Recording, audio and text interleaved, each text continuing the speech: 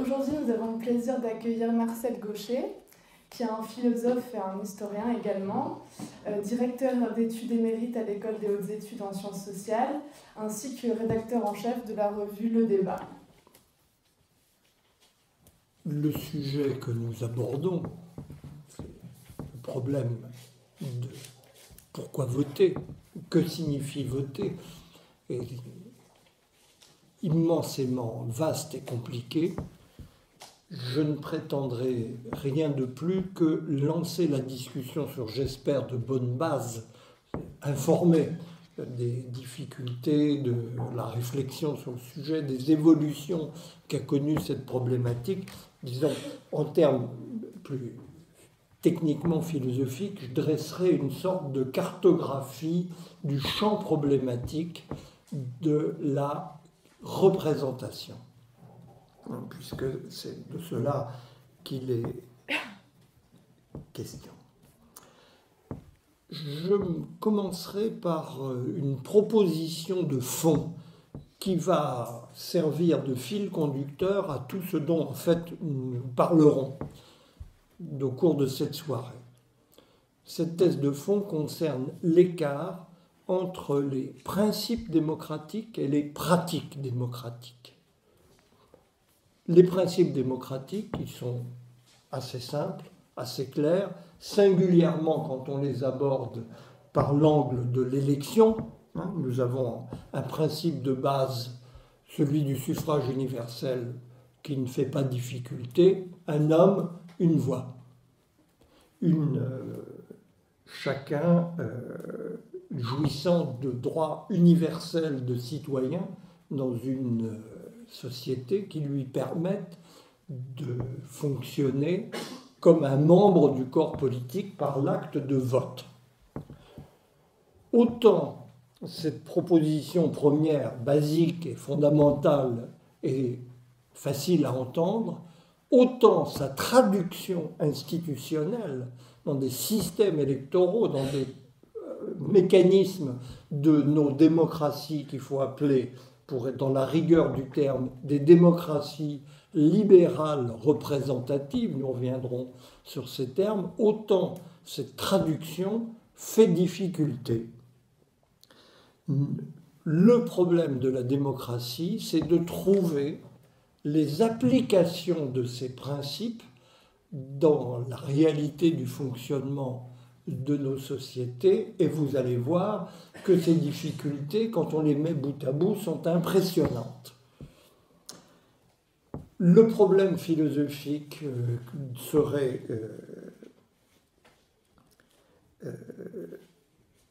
d'ailleurs de comprendre pourquoi cette difficulté. Je laisserai cette question de côté dans mon exposé pour voir où sont les difficultés.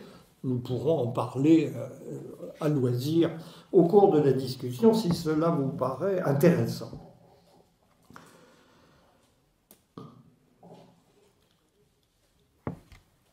La difficulté, elle commence dès le fait même de l'élection. Un homme, une voix, cela s'entend, mais comment faire en sorte que le citoyen électeur se retrouve dans le résultat du processus électoral? C'est là que le bas blesse tout de suite. Et il blesse tellement qu'il est né une discipline de l'analyse de cette difficulté, la science politique. La science politique, dans la rigueur du terme, naît à la fin du XIXe siècle du constat de cet écart entre les principes démocratiques généraux. Nous sommes au moment de l'entrée générale des sociétés occidentales, européennes, en tout cas, dans le système du suffrage universel, et on voit tout de suite les difficultés que cause la mise en pratique du suffrage universel et la définition de ses modalités. C'est cette question-là qui va être la question native de la science politique et qu'elle continue de traiter, même si elle l'a beaucoup perdu de vue. Il y a deux chefs-d'œuvre de la science politique qui ne sont pas dépassés d'ailleurs, qui traduisent très bien cette émergence. c'est d'une part le livre de Moïse Ostrogorski, qui doit s'appeler, il a eu plusieurs titres, enfin, selon les langues où il a paru, justement la démocratie et les systèmes électoraux, et le livre de Roberto Michels, dont vous avez une traduction de bonne qualité complète en poche depuis peu disponible, sur la sociologie des partis politiques. Parce que c'est dans les deux cas, on constate l'écart entre la théorie et la pratique. Cette difficulté est d'origine, elle a connu des hauts et des bas, elle est d'origine, vous vous rattachez à la philosophie, même si on n'est pas nécessairement philosophe au sens professionnel du terme.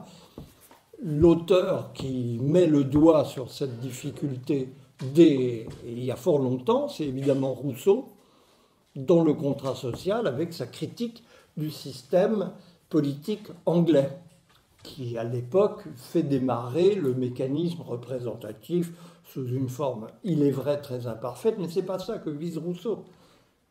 Ce qu'il vise, c'est l'idée que la liberté souveraine du peuple puisse entrer dans un système électoral. Ces formules sont célèbres, les Anglais croient être libres.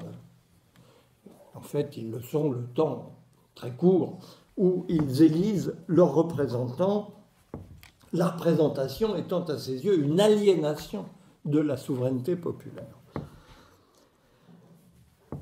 Depuis lors, il y a eu des périodes, encore une fois, de relatif consensus autour du système représentatif et des périodes de remise en question du système représentatif. Typiquement, nous sommes dans un moment de crise politique avérée où il y a remise en question de la représentation, de son bien fondé et de ses mécanismes, et c'est au fond ce que nous allons essayer de détailler dans ces diverses expressions. De naissance, il y a une tension entre démocratie représentative, tout le monde participe à la formation du pouvoir par représentation, et démocratie directe. Cette ambiguïté est d'ailleurs inscrite dans notre texte fondateur par excellence, qu'est la Déclaration des droits de l'homme et du citoyen. Cette déclaration, dans son article 6, je vous le rappelle, l'article fameux qui décrète la loi est l'expression de la volonté générale. Ça, c'est le principe, c'est simple. La suite est beaucoup moins claire. Et pour avoir examiné de près la façon dont ce texte a été fabriqué et débattu, je peux vous dire qu'on entre là dans la difficulté la plus sérieuse. La suite, vous la connaissez, il faut se la rappeler. Tous les citoyens ont droit à concourir personnellement ou par leurs représentants à sa formation. Deux formules données pour équivalentes dans la déclaration, personnellement ou par leurs représentants. Sur le plan théorique, on passe très vite, mais évidemment que dans la pratique, c'est deux choses assez différentes. Participer personnellement à la formation de la volonté générale ou par des représentants, ce sont des choses assez nettement dissemblables. Et ces choses données comme équivalentes ne le sont pas. Et ce sera le cœur de l'expérience politique de la Révolution française que cette tension. C'est autour de ça que va tourner le jeu complexe des sociétés populaires et jacobins, le plus notoirement, mais il y en a d'autres, bien d'autres. Et l'Assemblée nationale proprement dite, la représentation qui ne sait trop si elle règne seule ou si elle doit s'associer à ces sociétés populaires ou s'exprime par ailleurs un autre aspect de la formation de la volonté générale. Et depuis lors, ce point est resté, cette tension entre démocratie directe et démocratie représentative est restée permanente. La revendication de démocratie directe a été portée à travers tout le 19e et le 20e siècle, tout spécialement par le mouvement anarchiste, mais son rayonnement s'est étendu bien au-delà. Dans le mouvement ouvrier, vous aurez toute l'aile conseilliste, dont les débuts de la révolution bolchevique 1917 auront été une traduction sous le nom de soviet. Tout le pouvoir au Conseil. C'était encore un des slogans de mai 68. D'ailleurs, c'est plus à la mode, les conseils, mais ça a une tradition historique ô combien importante. Le mouvement étudiant est typiquement, depuis qu'il existe, c'est-à-dire depuis qu'il y a l'université de masse, en fait, porteur de cette revendication de démocratie directe qui s'exprime là, non pas sous forme de conseil, mais sous forme d'assemblée générale. On décide, et par ailleurs, dans le mouvement social d'aujourd'hui, les coordinations, diverses organisations reprennent cette revendication qui montre bien que la tension démocratie directe, démocratie représentative n'a jamais cessé. Et elle est, pour ainsi dire, dans le principe même du droit de vote, droit de participer à la décision. Comment traduit-on ce principe général? Est-ce qu'on désigne des représentants qui vont plus spécialement s'en occuper, ou est-ce que tous, puisqu'ils ont ensuite à obéir à la loi, comment obéir à une loi qu'on n'a pas directement concouru à définir? Alors, de façon très remarquable, aujourd'hui, la notion de démocratie directe est rarement utilisée. Et il est vrai qu'il y a eu toute une tradition aussi de critique de la démocratie directe. Vous connaissez la plupart des arguments qui ont été utilisés dans ce sens. Précipitation de la décision, caractère émotionnel dans des circonstances où tout d'un coup une embardée se produit dans un sens ou dans l'autre. Manipulation de la démocratie directe, ça remonte, puisqu'il y a l'exemple antique derrière nous, ça remonte à la démocratie athénienne et à la manière dont elle a été régulièrement détournée par des démagogues ou de la corruption d'ailleurs, purement et simplement. Mais toutes ces critiques valent d'ailleurs pour un autre problème marginal par rapport à notre question principale, mais qui est celui de l'organisation même du travail des assemblées représentatives. Faut-il une seule chambre ou deux chambres? La solution du bicamérisme a été très généralement adoptée précisément en fonction de la critique de la démocratie directe dans les assemblées représentatives.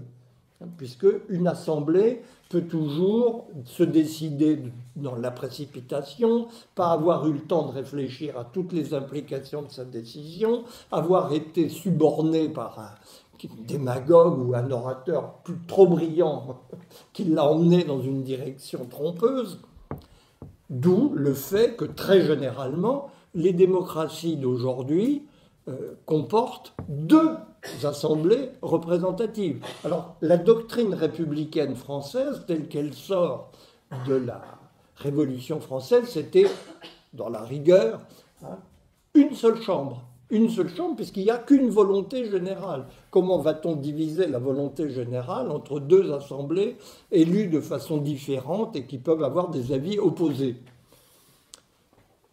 La question le mouvement républicain français sera systématiquement hostile à l'existence du Sénat. On en a encore des échos de temps en temps. Il y a eu dans un des projets de 6e République qui ont été soumis il n'y a pas longtemps, on parlait encore de la suppression du Sénat. Les Italiens viennent de voter dans un référendum très important sur leur constitution qui prévoit deux chambres de pouvoir équivalent, ce qui est un facteur, alors effectivement, de blocage du système politique garantit tout terrain. Quand elles sont en désaccord, rien n'est possible. Donc on traîne indéfiniment les décisions. Mais en fait, ce qu'il faut bien comprendre, c'est que ce problème du bicamérisme, qui peut paraître très technique, est une application directe de la critique de la démocratie directe, de la démocratie directe à l'échelle des assemblées représentatives. C'est un sujet en soi, hein, ce problème de la critique de la démocratie directe et de ses inconvénients. On va, j'en suis sûr, ne pas manquer d'en reparler. Toujours est-il que, historiquement parlant, le consentement s'est installé de façon à peu près généralisée, même en dépit de toutes les interrogations, sur le caractère ou la supériorité pour les uns, ou le caractère inévitable, ne serait-ce que comme pis-aller, de la démocratie représentative. Et aujourd'hui, vous remarquerez que les thèmes les plus populaires de la critique de la démocratie représentative ne la critiquent pas de front, mais en quelque sorte de biais, en lui proposant des compléments sous le nom de démocratie participative ou de démocratie délibérative. Les deux grands thèmes de la réflexion politique actuelle.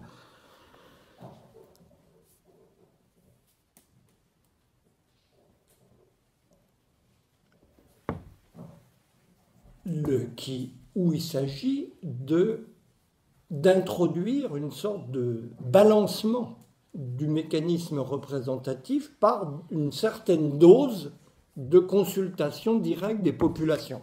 L'instrument par excellence de ce complément possible de la démocratie représentative, c'est évidemment le référendum, dont la thématique, là aussi, accompagne l'histoire du système représentatif dans la longue durée.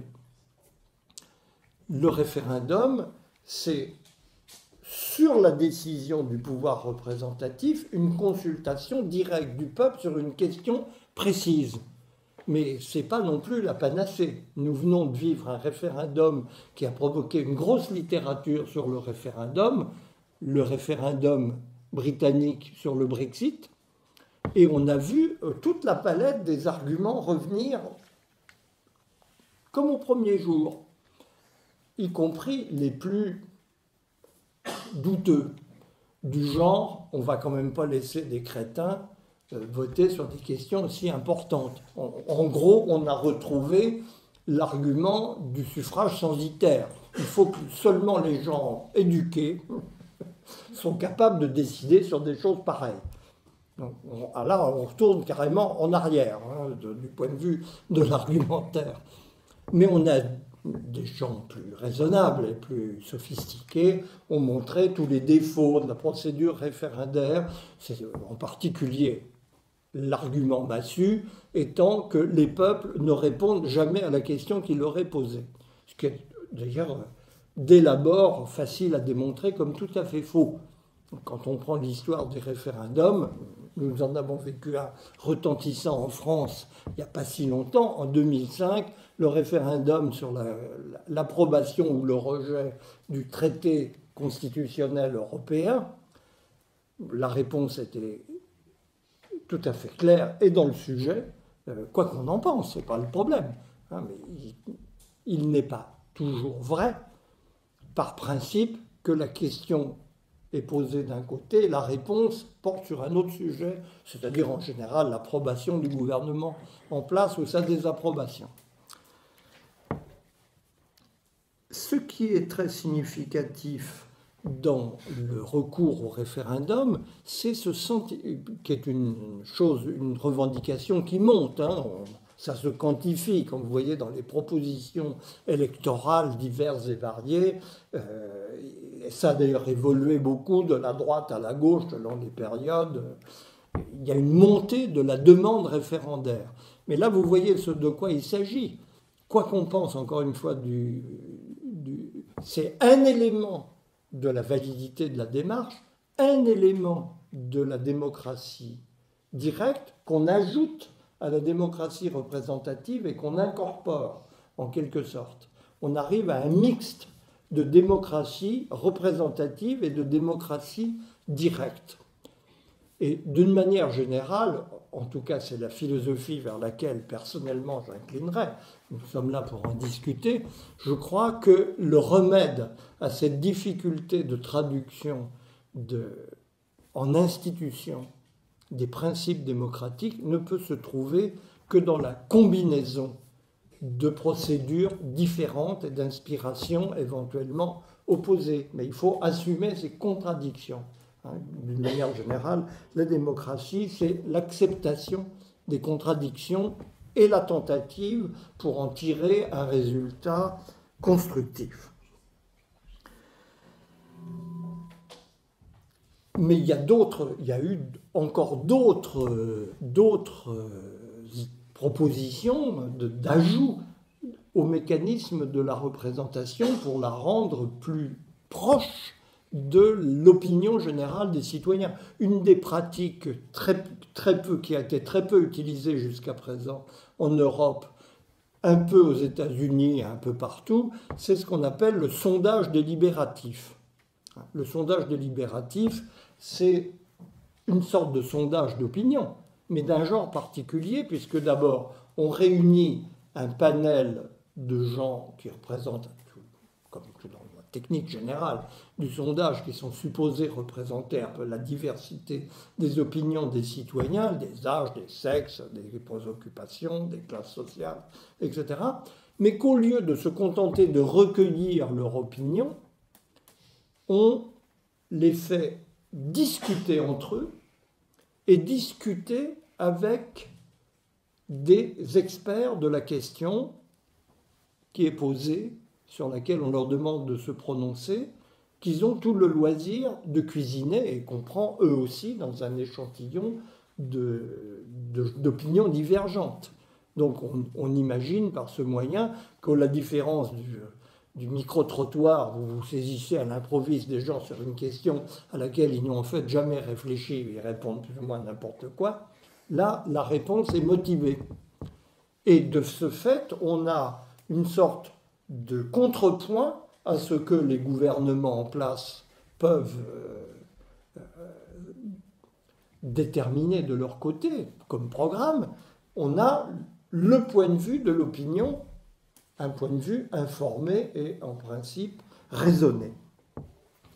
C'est bien le signe qu'il y a un problème dans la démocratie représentative pure, dont on voit qu'elle arrive à une sorte d'épuisement dont il faut comprendre les raisons.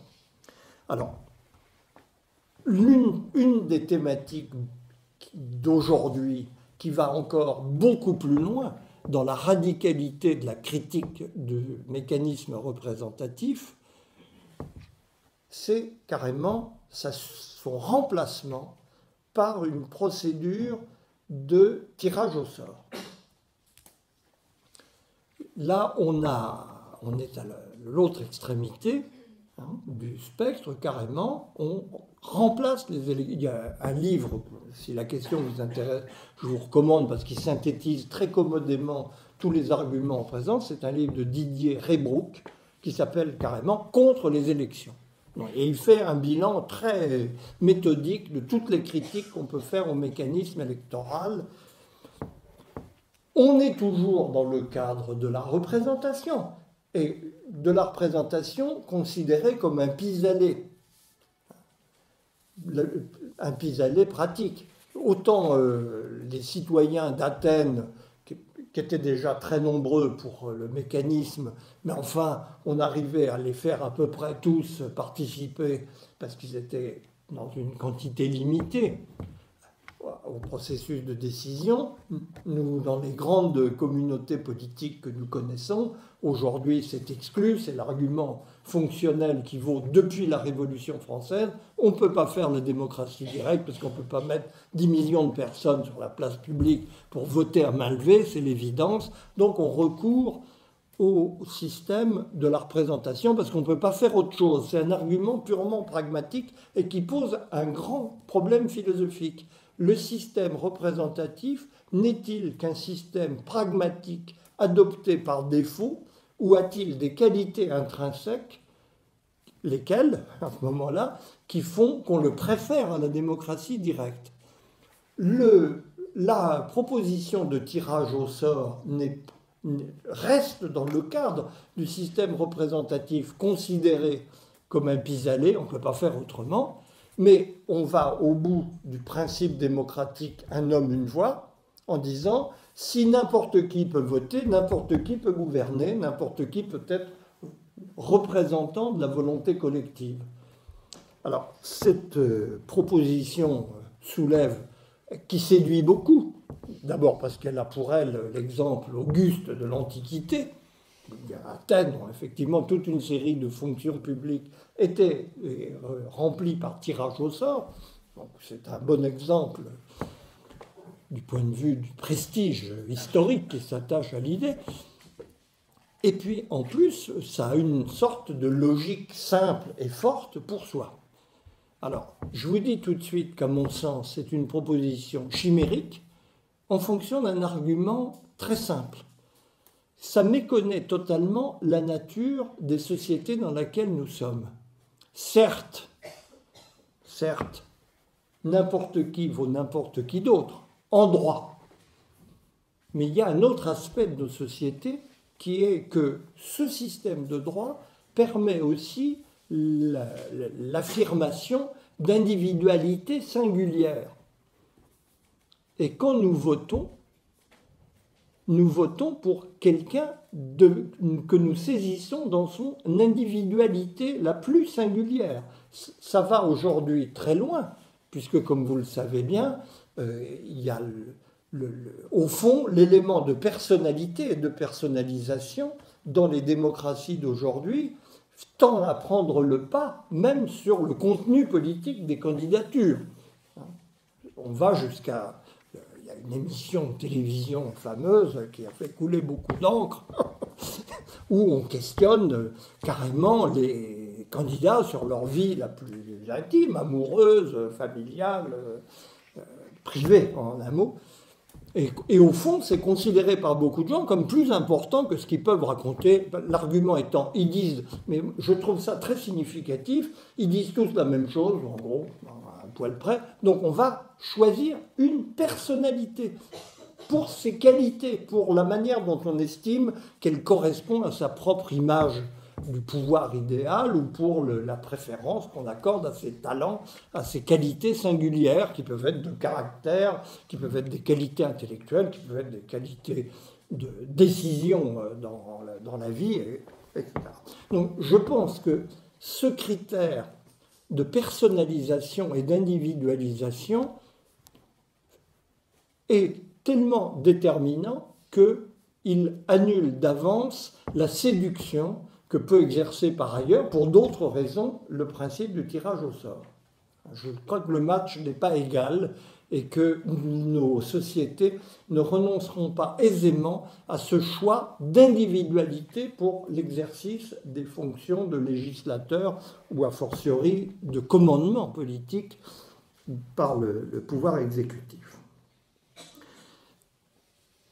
Et il est vrai, j'indique cet argument au passage car il est important, cet élément d'individualité du choix des représentants peut aller jusqu'à faire soutenir que d'une certaine façon, les élections démocratiques sont la réintroduction d'un élément aristocratique dans les constitutions démocratiques. C'est la thèse qu'a soutenue très brillamment dans un livre tout à fait remarquable mon collègue et ami Bernard Manin, son livre très connu qui s'appelle « Principe du gouvernement représentatif ». À ses yeux, il s'agit en fait le régime représentatif est de sa façon un régime aristocratique, même s'il a une base de fonctionnement démocratique.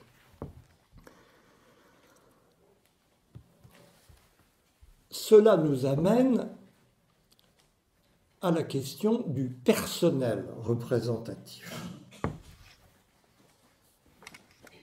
Qui élit-on? Alors, ce personnel représentatif est l'objet d'une double critique.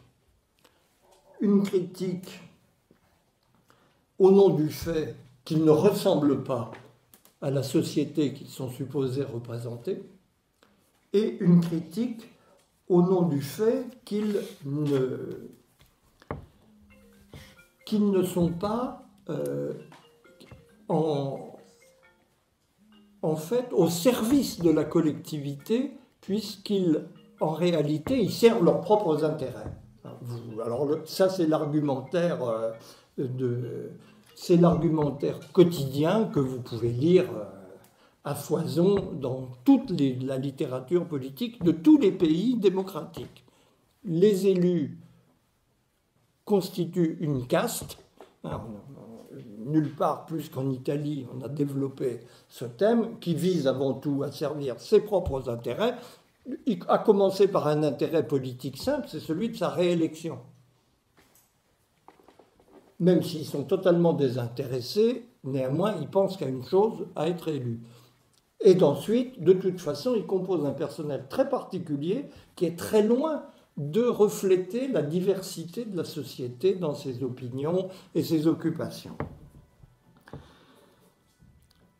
Ce qui recoupe une autre question béante depuis le début de la démocratie représentative, qui est celui de la politique professionnelle. En démocratie, dans le principe, il n'y a aucun doute, la politique ne peut pas être un métier. Ce n'est pas un travail comme les autres.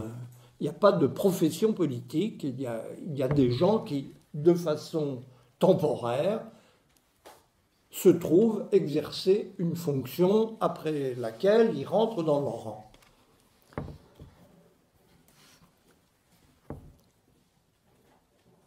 En pratique, la politique peut-elle être autre chose qu'une profession? Voilà l'un des immenses problèmes sur lesquels nous butons. Et dans les faits, il faut bien dire, oui, c'est une profession. Et je ne vais énoncer que quelques arguments à l'appui de cette proposition, mais vous allez voir que c'est une... On va sûrement en reparler, parce que ça, c'est un point très brûlant. Vous allez voir que ça nous engage très loin. D'abord, quand vous avez une population quelle qu'elle soit, combien de gens dans cette population sont-ils prêts à exercer des fonctions publiques, à renoncer à leur vie privée, parce que c'est de ça qu'il s'agit, hein, à beaucoup d'égards, au profit de l'exercice d'une fonction publique?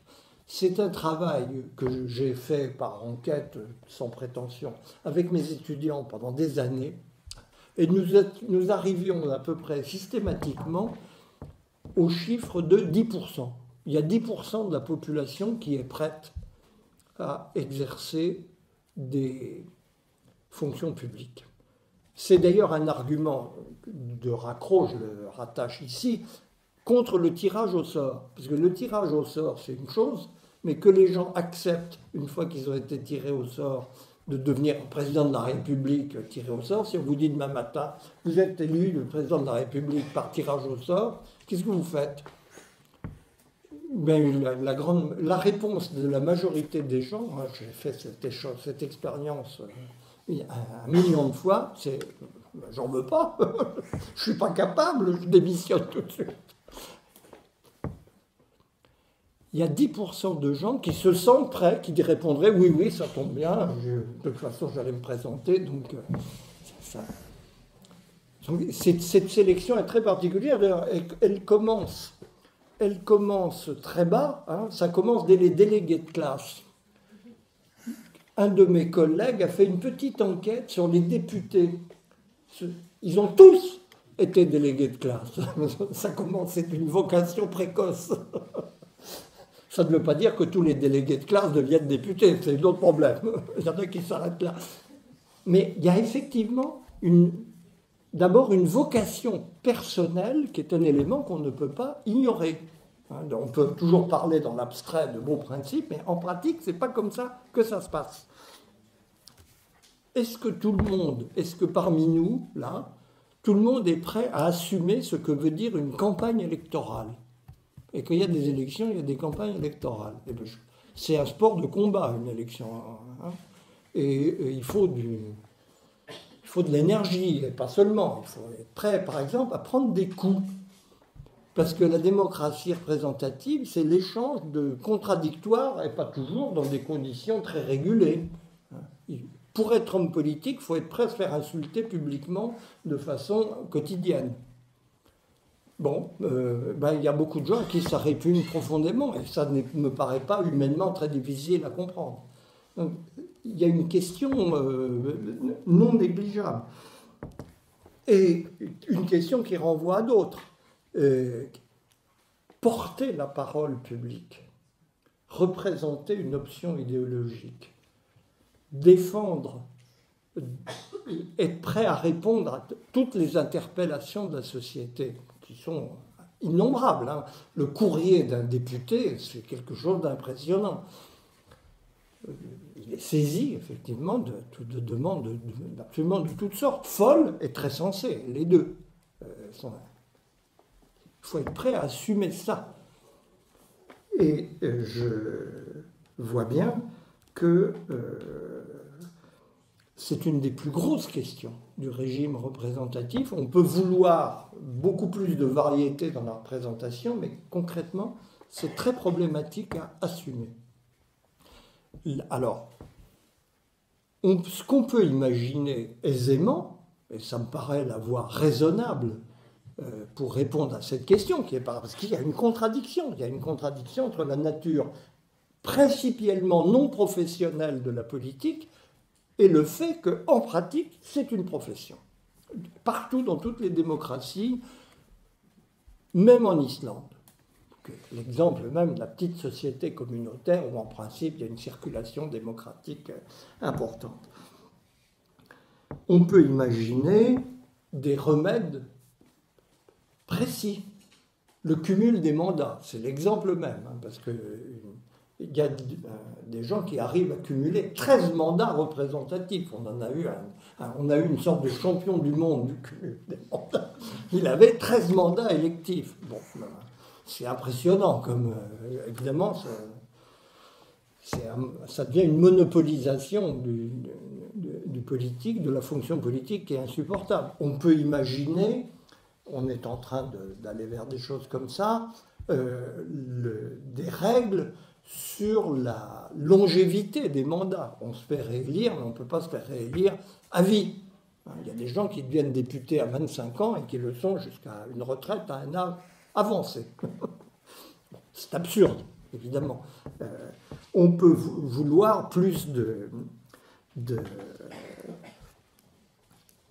règles qui empêchent l'avantage, ou en tout cas qui limitent l'avantage des sortants. Parce que la clé de la formation du politique professionnel, c'est que les gens qui sortent d'un mandat électif ont un avantage considérable sur ceux qui veulent y entrer. Et cet avantage est institutionnalisé de diverses manières. Le pire système dans le genre, c'est le système américain. C'est les gens qui ont la majorité qui refont ensuite le découpage électoral des circonscriptions. Vous voyez ce que ça peut donner. Ça donne une géographie électorale très originale, avec toutes les combines possibles et imaginables. Mais nous avons en France un système parfaitement immoral qui s'appelle la réserve parlementaire, qui est un système où les parlementaires disposent à leur discrétion d'une somme d'argent plus ou moins importante, ça dépend des décisions budgétaires des gouvernements, qu'ils peuvent distribuer comme ils l'entendent, à qui ils l'entendent, hors de tout contrôle. Alors, on a fait un premier pas pour corriger ce qu'il y a de... C'est un système d'achat de voix, appelons-le par son nom, de formation d'une clientèle, avec l'argent public, ce qui est assez peu moral, c'est le moins qu'on puisse dire. On a limité la casse en rendant public l'affectation des sommes de la réserve parlementaire.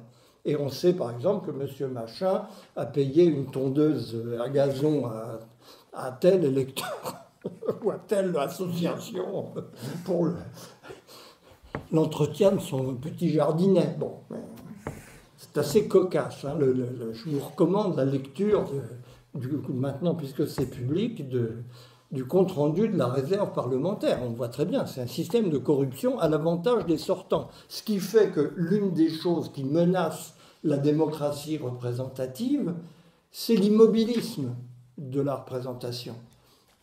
On vient de vivre une élection présidentielle américaine très spectaculaire, où c'est l'outsider absolu qui a gagné, mais derrière, comme vous savez, aux États-Unis, on fait une élection en grand, on élit toutes sortes de gens, y compris au niveau local, à l'occasion de l'élection présidentielle. En pratique, le chiffre encore provisoire, parce qu'on n'a pas encore fini de compter toutes les fois dans toutes les conditions requises, c'est une des particularités du système américain, 95% des sortants ont été réélus. Le choc Trump ne doit pas dissimuler la profonde inertie du système qui est lié à l'avantage de la position du sortant. Alors comment on fait pour créer de l'égalité entre les candidats entrants et les sortants? C'est une vraie question pratique. Alors, la question de fond qui est posée au travers de la représentation, c'est de savoir, elle se résume dans un mot, ressemblance. La représentation est-elle faite pour ressembler sociologiquement à la communauté des citoyens qu'elle est supposée relayer?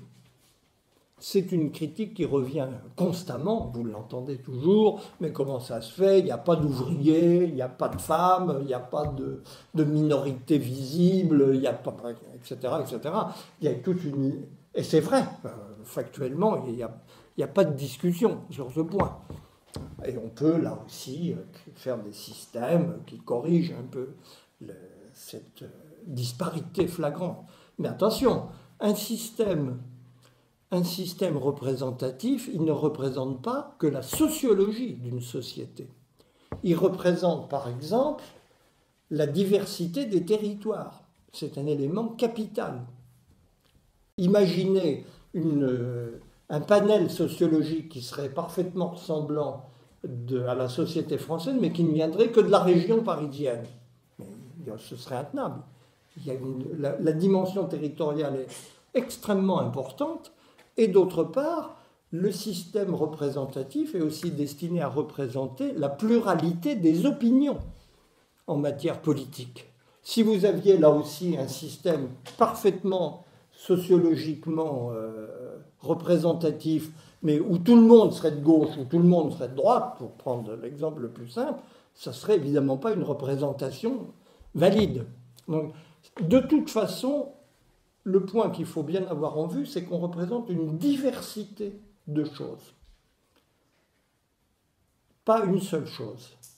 Et pas simplement une sociologie, comme on tente toujours à ramener le problème à celui-là. J'ajoute un élément de fond, pas tranché. Depuis la Révolution française, est-ce que les députés ou les représentants, on peut prendre la chose dans un sens beaucoup plus large, sont les représentants de la volonté générale, c'est-à-dire de l'unité de la collectivité, ou est-ce qu'ils sont les représentants de la diversité de cette communauté politique? C'est une question parfaitement ouverte et pas facile à trancher. La vérité est qu'on cherche, évidemment, là aussi, un équilibre entre les deux. Imaginons un panel parfait qui répondrait absolument à toutes ces réquisitions. Est-ce que nous aurions une Assemblée nationale, un gouvernement qui serait l'exacte réplique en petit de la société française? Est-ce que pour autant nous nous sentirions nécessairement mieux représentés? C'est une expérience de pensée. Personne n'a fait ça en pratique. C'est pas commode à fabriquer. D'ailleurs, je réponds à cette expérience de pensée, mais on peut tout à fait discuter ma conclusion. Non, nous ne nous sentirions pas ipso facto mieux représentés. Parce que rien ne garantirait la qualité de la discussion entre ces représentants, rien ne garantirait leur prise en charge des problèmes qui se posent à la société. Ils pourraient nous ressembler, ils donneraient une image photographique de notre société, mais ils ne diraient pas, en fait, ce qu'est le véritable objet de la représentation. Ce qui est à représenter, ce sont les questions qui se posent à une collectivité. Et à mon avis, mais c'est un point que je mets dans la discussion, bien entendu, à mon sens, s'il y a aujourd'hui une crise de la représentation, c'est moins dans sa sociologie, dans sa diversité territoriale ou sa diversité d'opinion, même s'il est vrai qu'il y a de vraies questions là-dessus. Le vrai objet de la représentation, c'est le contenu cognitif. C'est la capacité d'une société à appréhender ce qui se passe en elle, à le mettre en scène et à définir les options qui s'offrent. Le vrai enjeu de la représentation, en un mot, il est cognitif, bien plus que sociologique ou territorial, ou tout ce qu'on voudra.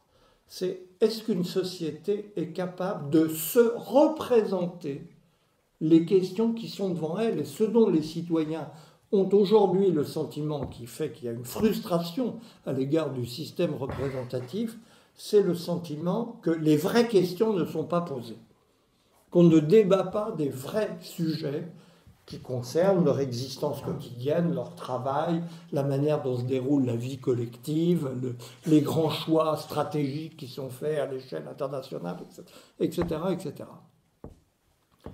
Ce qui veut dire une chose très importante à mes yeux, c'est que le plus important dans la démocratie représentative, c'est moins, je pousse la proposition à l'extrême, le résultat des élections que les campagnes électorales, qui sont en fait les moments de vérité de la démocratie. Le moment où, de façon plus ou moins réussie, de façon plus ou moins ratée, ça existe aussi, la réalité vécue par les citoyens est mise sur la table et devient de ce fait l'objet d'une décision collective, même si cette décision est prise ensuite par un mécanisme représentatif. Mais pour trancher, il faut encore pouvoir se représenter les questions. Et vous pouvez observer que chacune des grandes campagnes électorales que nous avons l'occasion de vivre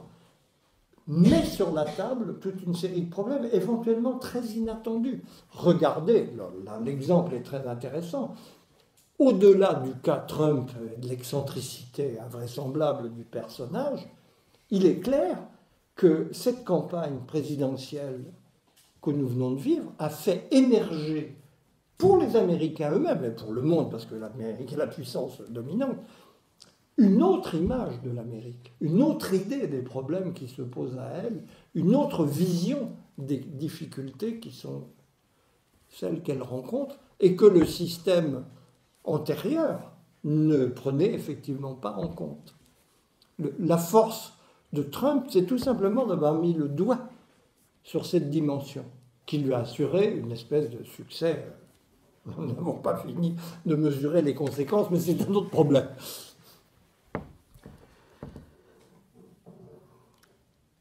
Donc, question supplémentaire qu'il faut introduire dans le jeu. Vous voyez, je progresse du plus fondamental au plus empirique.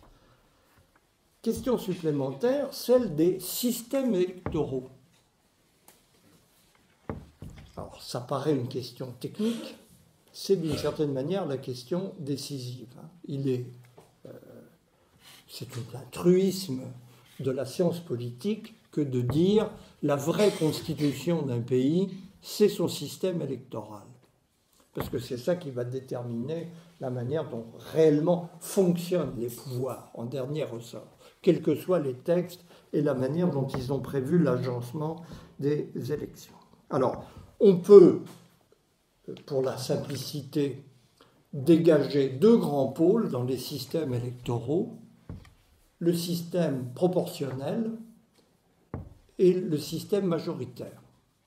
Le système proportionnel qui justement est guidé par cette idée de donner une représentation de la diversité sociale dans tous ses aspects,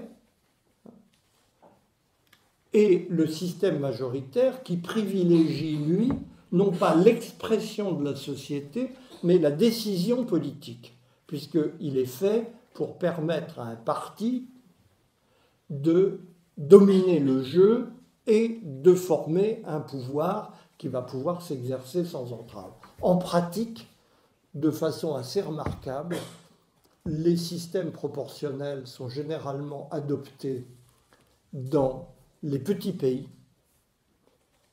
où justement le sentiment d'unité communautaire est assez fort pour se permettre de représenter la diversité des options en présence. Le système majoritaire, il y en a trois grands exemples, le système américain, le système anglais et le système français. Il est typiquement le fait de grands pays qui ont l'ambition de jouer un rôle de modèle, d'entraînement vis-à-vis de la scène globale. Parce que là, la décision politique est l'arme par excellence dans ce jeu, évidemment. Alors que les petits pays privilégient leur vie politique interne. Alors, chacun de ces systèmes est rempli d'inconvénients.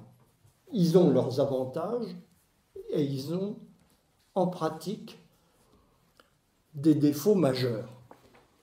Tous les deux. Le système proportionnel a un inconvénient massif, c'est qu'il favorise ce qu'on peut appeler la tyrannie des minorités. L'exemple paradigmatique du pire système proportionnel avec des effets très fâcheux, c'est Israël. Proportionnel intégral égale innombrables petits partis qui sont toujours nécessaires dans des coalitions véreuses dont ils tirent des avantages considérables et totalement disproportionnés par rapport à l'importance réelle qu'ils occupent. En Israël, c'est le cas en particulier des partis religieux. Ils représentent une fraction très limitée de la population, mais ils sont en revanche indispensables à la formation des coalitions qui sont le rançon inévitable du système proportionnel. Quand il y a la proportionnelle, il y a une dispersion des partis et des suffrages. Tout gouvernement est un gouvernement de coalition, obligé à des tas de compromis, dont le premier compromis est en général de satisfaire en priorité le parti le plus minoritaire, mais le plus indispensable pour lui donner une majorité dans la Chambre. C'est un système pervers, classique. Le système majoritaire a un autre inconvénient, tout aussi majeur, nous le connaissons bien en France, qui est de ne pas permettre à toutes les opinions légitimement importantes dans la société d'être représentées. Le cas typique est celui du Front National en France, qui, quoi qu'on en pense, a un électorat important et pas de députés, ou pratiquement. Il a 2 députés, alors que des partis beaucoup plus faibles numériquement, les écologistes, typiquement, a beaucoup plus de députés. C'est une anomalie classique de tous les systèmes majoritaires. En Angleterre, le système majoritaire écarte systématiquement ou d'ailleurs la sensibilité écologique, ou la sensibilité libérale, qui est en général, sauf accident, réduite à presque rien, alors qu'elle représente presque un tiers de l'électorat potentiel britannique. Et ce n'est pas tout. Si on se place, ça c'est le point de vue du résultat du processus électoral, mais si on se place du point de vue du citoyen, le système proportionnel a pour inconvénient de priver l'électeur du contrôle de l'élu. Parce que dans un système proportionnel, ce sont les partis politiques qui font la liste sur laquelle vont être choisis les députés. Donc c'est en réalité la proportionnelle qui veut donner une image plus fidèle du corps électoral, aboutit en pratique à donner le pouvoir aux partis. Et donc est un système de suffrage indirect en pratique. L'inconvénient évident du scrutin majoritaire, c'est de réduire une minorité qui peut être très importante au silence. Quand vous êtes dans un système majoritaire, 49-51%, avec 51% des voix, vous prenez toutes les fonctions et vous déterminez toutes les décisions. Il ne reste à l'opposition qu'une fonction un peu décorative, alors qu'elle représente quasiment la moitié des citoyens. En général, dans les systèmes majoritaires, l'équilibre, par un mystère sociologique qui attend d'être résolu, tant dans un système majoritaire, effectivement, on est, disons, entre 45 et 55% des voix, mais ça descend rarement en dessous, entre majorité et opposition. Autrement dit, on a affaire à une division en deux, ou de façon qu'on peut trouver scandaleuse intellectuellement, une majorité par 51% dispose de la totalité des pouvoirs. Bon, il y a quelque chose qui ne colle pas. Alors, là aussi, la seule issue qui paraît se dessiner, c'est de chercher un équilibre entre ces systèmes. L'exemple type, c'est la Constitution fédérale allemande, qui compense un scrutin majoritaire par un scrutin proportionnel très compliqué, puisqu'en plus il s'agit d'un système fédéral où les choses se décident à deux niveaux différents. Et probablement, c'est ce qui va... La sagesse va conduire en France à tempérer le système majoritaire par l'instillation d'une dose de proportionnelle sur laquelle on peut discuter. Dose de proportionnelle qui ne remédiera pas au problème de fond du système représentatif, puisqu'on sait presque d'avance qui les partis désigneront pour ce scrutin proportionnel, c'est-à-dire de leurs membres qui ne sont pas très doués pour la compétition électorale. Ça existe, il y en a dans tous les partis. Et on voit par exemple qu'il n'y a qu'à regarder la composition de la délégation française au Parlement européen, qui est élue de façon proportionnelle, légèrement corrigée. Vous voyez tout de suite le genre de personnel, pur produit des partis, que ça engendre. Donc, là aussi, pas de solution magique. Alors, j'en arrive, et ce sera la fin de mon propos, qui est, comme vous voyez, un énoncé de problème et pas une proposition de solution. Venons-en à l'électeur. Qu'est-ce que voter ? Alors, c'est effectivement exprimer quelque chose de soi. Ses opinions, ses intérêts, ses identités, tout ce que vous voulez. Mais c'est d'abord, voter, c'est une dimension dont on ne parle jamais, et on a grand tort. Voter, c'est d'abord un rite. Et un rite d'appartenance. L'un des plus forts rites qui demeurent dans nos sociétés, puisque les rites qui étaient essentiellement religieux ont été marginalisés, mais celui-là demeure.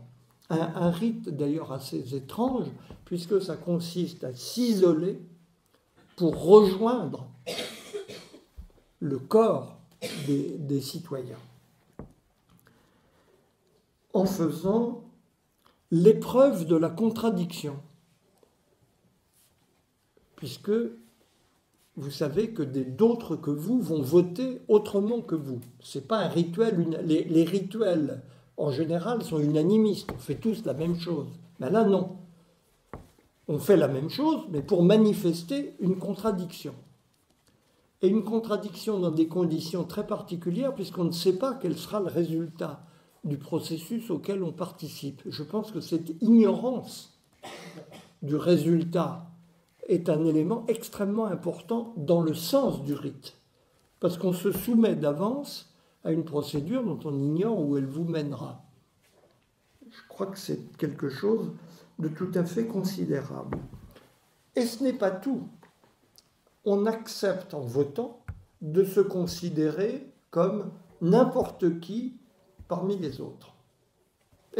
Vous savez que, c'est une phrase fameuse, André Gide se justifiait de n'aller jamais voter par le fait que sa voix avait le même poids que celle de sa concierge, ce qui lui paraissait scandaleux. Et bien précisément, c'est le sens du rite de vote.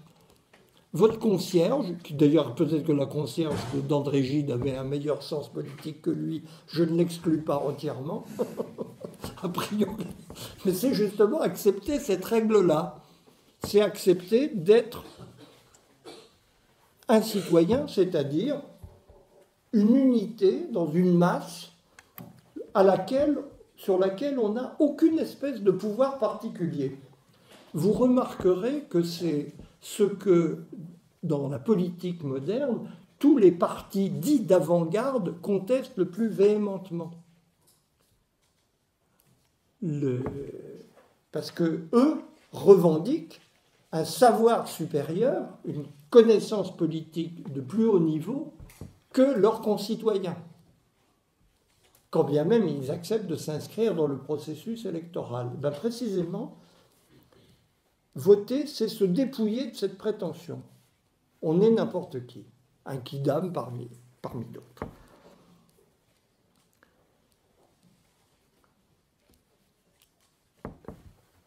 Voter, c'est se dire, c'est accepter l'idée que son opinion, sa conviction, qui peut être très forte, ne fait pas loi commune.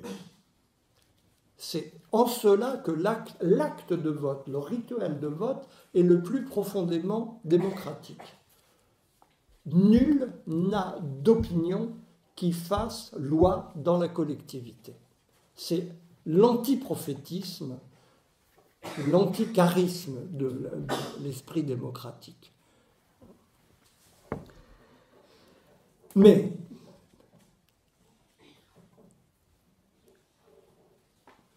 pour finir, je réponds, le fil conducteur de mon propos a été fourni par les questions que vous m'avez aimablement transmises et qui recoupaient bien la question.